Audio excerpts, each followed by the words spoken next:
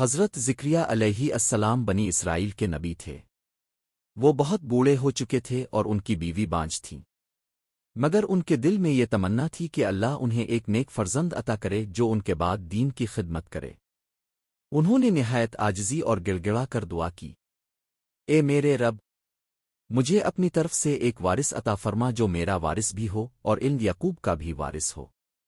اللہ تعالیٰ نے ان کی دعا قبول کی اور خوشخبری دی کہ انہیں ایک بیٹا عطا ہوگا جس کا نام ہوگا۔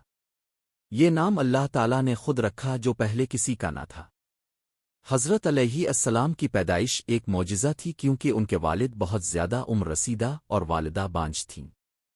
بچپن اور ابتدائی صفات۔ حضرت علیہ السلام بچپن ہی سے نہایت پاکیزہ، نرم دل اور علم و حکمت سے مالا مال تھے۔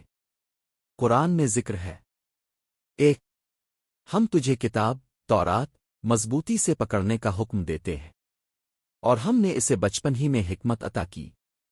یہ آیت بتاتی ہے کہ اللہ نے انہیں بچپن میں ہی گہری دانائی اور سمجھ عطا کر دی تھی۔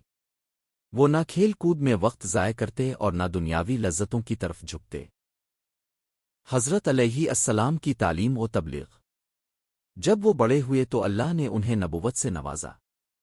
انہوں نے بنی اسرائیل کو اللہ کی طرف بلایا، تورات کے احکام کی پیروی کا حکم دیا اور گناہوں سے باز رہنے کی تاکید کی۔ وہ نہایت سخت زاہد اور پرہیزگار تھے، کھانے پینے میں بہت سادہ اور لباس میں نہایت سادہ مزاج تھے۔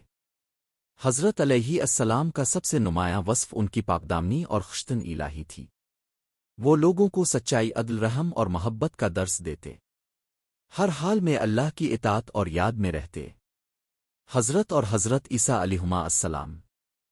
حضرت علیہ السلام اور حضرت عیسیٰ علیہ السلام ہم عمر تھے۔ دونوں کی ماؤں کے درمیان بھی قریبی رشتہ تھا۔